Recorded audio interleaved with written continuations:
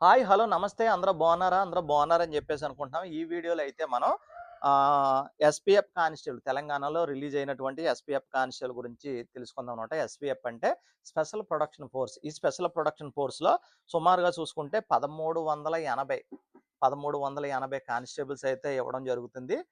లేటెస్ట్‌గా దీనికి వుమెన్స్‌కి కూడా అవకాశం ఇచ్చారన్నమాట. కాబట్టి ఈ పోస్టులకి మెన్ అండ్ వుమెన్ ఇద్దరు కూడా అప్లై చేసుకునేటువంటి అవకాశం ఉంది. ఇక ఎడ్యుకేషన్ క్వాలిఫికేషన్‌గా చూసుకుంటే 10+2 అని చెప్పేసి అన్నారు. అదేవిధంగా ఇంటర్మీడియేట్ అనేది పాస్ అయ్యి ఉండాలి. 10+2 గాని, ఇంటర్మీడియేట్ గాని పాస్ అవ్వి ఉండాలి. ఇక ఏజ్ లిమిట్ వచ్చేసి ఓసీ అభ్యర్థులైతే 18 నుంచి 27 సంవత్సరాలు అయితే ఉండాలండి ఈ జాబ్‌కి. అదేవిధంగా ఎస్సీ, ఎస్టీ, బీసీ, ఈడబ్ల్యూఎస్ అభ్యర్థులు ఎవరైతే ఉన్నారో వీళ్ళకి 18 నుంచి 32 సంవత్సరాల వరకు వీళ్ళకి అప్లై చేసుకునేటువంటి అవకాశం అయితే ఇచ్చారన్నమాట ఏజ్ లిమిట్‌కొచ్చేసి. ఇక హోమ్ గార్డ్స్ అనమాట. హోమ్ గార్డ్ సర్వీస్ చేస్తున్న వాళ్ళకి 18-45 సంవత్సరాల వరకు ఈ ఎస్‌పీఎఫ్ కానిస్టేబుల్‌కి అప్లై చేసుకునేటువంటి అవకాశం ఇచ్చారు. ఇక దీనికి సంబంధించినటువంటి హైట్ విషయానికొచ్చేస్తే హైట్ అనేది చాలా ఇంపార్టెంట్ అండి. ఇక్కడ హైట్ వచ్చేసి 167.6 సెంటీమీటర్స్ అయితే మేల్ క్యాండిడేట్స్ అయితే ఉండాలి. ఇక ఫీమేల్ వచ్చేసి 152.5 సెంటీమీటర్స్ ఉంటే సరిపోతదండి. ఇక ట్రైబల్ ఏరియాలో ఉన్నటువంటి అభ్యర్థులు ఎవరైతే ఉన్నారో ఈ ట్రైబ్స్ అయితే 160 సెంటీమీటర్స్ మెన్, 150 సెంటీమీటర్స్ వుమెన్ అయితే ఉండాలండి. ఇందుకు ప్రిలిమ్స్ అనేది ఉంటదనమాట. ఈ ప్రిలిమ్స్‌లో 200 మార్క్స్ ఉంటాయి. 200 క్వెషన్స్ ఉంటాయి. 3 అవర్స్ టైమ్ అనేది ఇస్తారండి. ఈ 3 అవర్స్ టైమ్‌లో మనకిచ్చినటువంటి 200 బిట్స్‌ని మనం అటెంప్ట్ చేయవలసి ఉంటదండి. ఈ ప్రిలిమ్స్‌లో ఖచ్చితంగా నెగెటివ్ మార్కింగ్ అనేది ఉన్నది. ఈ నెగెటివ్ మార్కింగ్ వల్ల మా 1/5 ఇచ్చారన్నమాట. అంటే 5 తప్పులు చేస్తే మనకొచ్చినటువంటి మార్కులో ఒక మార్క్ అనేది తీసేస్తారండి.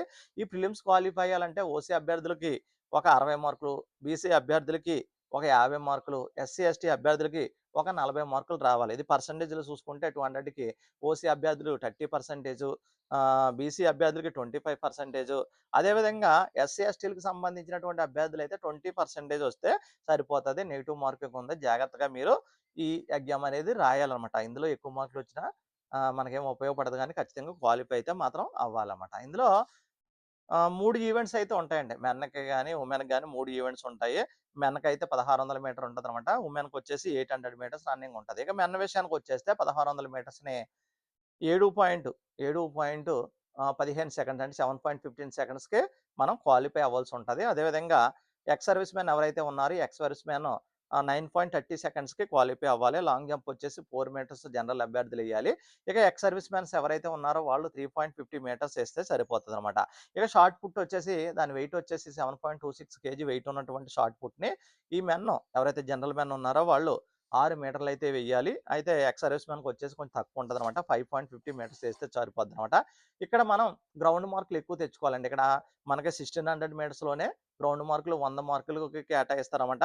ఈ 1600 మీటర్స్ 7.15 సెకండ్స్ ఉంది కదా! తక్కువ టైం 5 నిమిషాలు, 5:30 నిమిషాలు అలా తెచ్చుకుంటే ఎక్కువ మార్కులొస్తాయి. ఈ మార్కులనేవి ఫైనల్ ఎగ్జామ్‌లో కలుస్తాయి కాబట్టి పోస్ట్‌ని డిసైడ్ చేయడానికి ఈ ఈవెంట్స్ మార్క్స్ కూడా చాలా ఉపయోగపడతాయండి. అదే విధంగా వుమెన్స్ గాక చూసుకుంటే 800 మీటర్స్ వుమెన్స్ రన్నింగ్ చేయవలసి ఉంటది.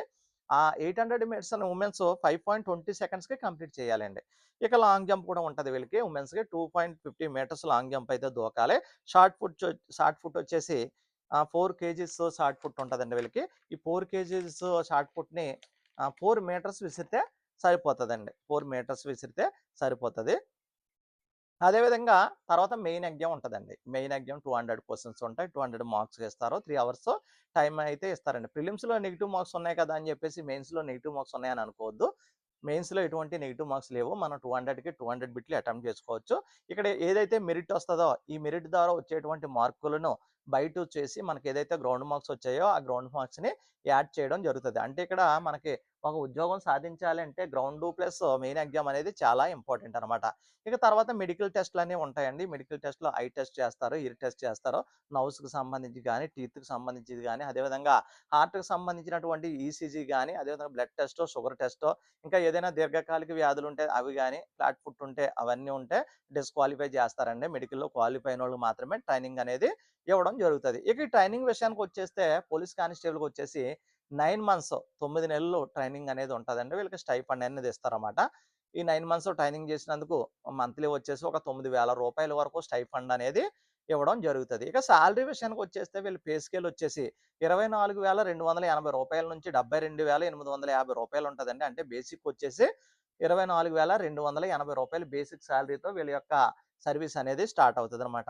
ఈ ఏదైతే రూ. 24,280 ఉందో దాని మీద డీఏ ఇస్తారండి. అడిషనల్ హెచ్ఆర్ఏ గాని ఇవ్వడం జరుగుతది. అదేవిధంగా kit maintenance allowance, risk allowance ఇటువంటి రకరకాల అలవెన్స్‌లనేవి ఇవ్వడం జరుగుతదండి. మన బై హ్యాండ్ మనం టేక్ హోమ్ అంటాం కదండీ! బై హ్యాండ్ ఒక రూ. 35,000 వరకు చేతికైతే వస్తదండి. అన్ని కటింగ్స్ అన్నీ పోయి. ఇక ప్రమోషన్ విషయానికొచ్చేస్తే పీసీ నుంచి హెచ్‌సీ అయితారండి. హెచ్‌సీ నుంచి ఏఆర్ఎస్ అయితారు. ఏఆర్ఎస్ నుంచి ఎస్ఐ అయితారు. ఎస్ఐ నుంచి సీఐ ఈ విధంగా ప్రమోషన్ సిస్టమ్ అనేది ఉన్నదండి. ఇక ఈ ఎస్‌పీఎఫ్‌కి సంబంధించినటువంటి డ్యూటీస్ ఏముంటాయని చెప్పేసి చాలామంది అడుగుతున్నారండి. ఇది స్పెషల్ ప్రొడక్షన్ ఫోర్స్ అనమాట. ఈ స్పెషల్ ప్రొడక్షన్ ఫోర్స్ వీరు ఎక్కువగా హైదరాబాద్ సిటీలో డ్యూటీలు చేస్తారండి వీళ్ళు.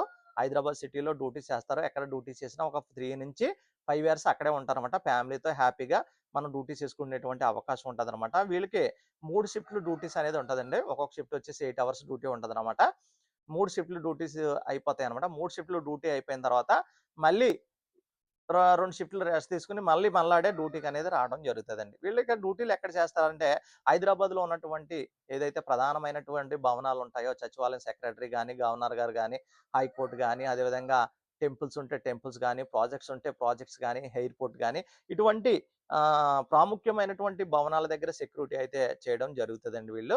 ఇది హైకోర్ట్ దగ్గర చేస్తారు. అసెంబ్లీ దగ్గర, ట్రెజరీ దగ్గర, ఆర్‌బీఐకి సంబంధించినటువంటి దగ్గర, జెన్‌కో దగ్గర, ట్రాన్స్‌కో దగ్గర తర్వాత గార్డ్ డ్యూటీస్ కూడా చేస్తారండి వీళ్ళు. 1-4 గార్డ్ అయితే ఉంటారు. 24 అవర్స్ డ్యూటీ ఉంటది. 24 అవర్స్ రెస్ట్ గాని లేదా 8 hours duty, 8 hours 16 hours rest ఇలాగా షిఫ్ట్ వైస్ డ్యూటీలయితే ఉంటదండి. వీళ్ళకి ప్రజలతో ఎటువంటి సంబంధాలు ఉండవు కాబట్టి అంతగా పొలిటికల్ ప్రెషర్ గాని, డ్యూటీ ప్రెషర్ గాని తక్కువగా ఉంటదండి. ఎక్కువ బందోబస్తు డ్యూటీలు అటువంటివి ఏమి కూడా ఉండవు. ఎందుకంటే ఇది సెక్యూరిటీ పర్పస్‌లో ఉన్నటువంటిది కాబట్టి. అదేవిధంగా ఎలక్షన్ టైమ్‌లో అయితే ఖచ్చితంగా ఎలక్షన్ డ్యూటీ అయితే ఉంటదండి. చదువుకోవాలనుకునే వాడికి చాలా బాగుంటది సార్. మంచి ఫ్యామిలీ వెల్‌ఫేర్ ఉన్నటువంటి ఉద్యోగం. ఎక్కువగా డ్యూటీకి వెళ్లి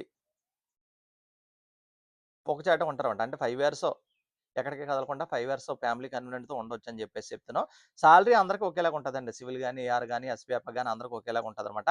గవర్నమెంట్ ప్రాజెక్ట్ గాని, విద్యుత్ ప్లాంట్స్ కానీ, టెంపుల్స్ గాని, ఎయిర్‌పోర్ట్ డ్యూటీలో ఉంటదనమాట. పెద్ద పెద్ద కంపెనీస్ దగ్గర డ్యూటీ అనేది ఉంటది. మంచిగా చదువుకోవచ్చు. హైర్ స్టడీస్ అంటే ఎస్ఐ గాని, గ్రూప్ 1 గాని, గ్రూప్ 2s అటువంటి వాటికి ప్రిపరేషన్ చేసుకోవడానికే ఈ ఉద్యోగం అయితే చాలా బావుంటది ఫ్రెండ్స్. మీరైతే దీనికోసం ట్రై చేయండి. ఎందుకంటే దగ్గరగా చూసుకుంటే ఎక్కువ పోస్టులే ఇచ్చారు కాబట్టి ఖచ్చితంగా ఈసారైతే 7,000 దాకా ఇచ్చారు కాబట్టి ఖచ్చితంగా మీరైతే ఒక పోస్ట్‌ని సంపాదించుకునేటువంటి అవకాశం ఉంటదనమాట. ఇది ఈనాటి ఎస్‌పీఎఫ్‌కి సంబంధించినటువంటి వీడియో. ఫ్రెండ్స్ మీకు గాక ఈ వీడియో నచ్చినట్లయితే మన ఛానెల్‌ని సబ్స్క్రైబ్ చేయడం మర్చిపోవద్దు. మన ఛానెల్‌ని సబ్స్క్రైబ్ చేయండి, లైక్ చేయండి. ఇంకా మీరు అనేక మందికి మన ఛానెల్ గురించి పరిచయం చేయండి. మీకు ఏ డౌట్ ఉన్నా కామెంట్ చేయండి. పర్సనల్‌గా కాల్ చేసినా నేనైతే మీతో మాట్లాడడానికి ప్రయత్నిస్తాను. మీ సపోర్ట్ నాకివ్వండి. నా సపోర్ట్ అయితే మీకు కంపల్సరీగా 100% ఉంటది. ఓకేనా ఫ్రెండ్స్? Thank you.